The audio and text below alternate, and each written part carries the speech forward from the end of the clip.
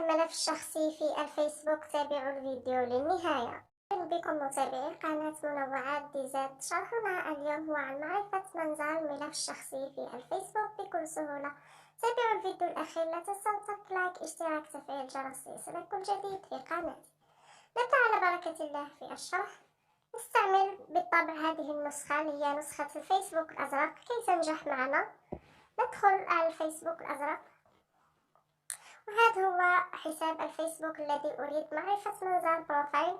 نقوم بالضغط على صورة الحساب. أولا يجب تحويل الحساب إلى حساب احترافي، وكنت قد شرحت هذا الفيديو. سوف أترك لكم رابط الفيديو في صندوق الوصف. بكل سهولة تضغط هنا على 3 نقاط وتجد هنا تشغيل الوضع الاحترافي. أنا قمت بتشغيله، لذلك تأتيني إيقاف تشغيل الوضع الاحترافي. تضغط عليه ثم تضغط على تم، ويتحول الفيسبوك الخاص بك إلى كأنه صفحة فيسبوك وليس بروفايل.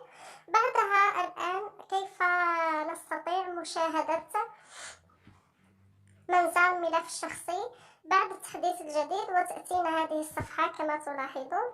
نضغط هنا على كلمة عرض لوحة المعلومات، ثم ننزل هكذا قليلا نجد كلمة دليل الوضع الاحترافي، نقوم بالضغط عليها أيضا، ثم ننزل قليلا أيضا نجد كلمة الرؤى، نضغط عليها. تابعوا الخطوات جيدا سهلة. بعدها نضغط هنا على عرض الرؤى،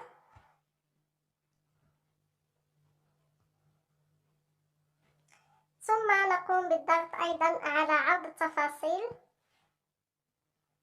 ننزل هكذا قليلا كما تلاحظون. تأتينا هنا زيارة الملف الشخصي، نضغط عليها.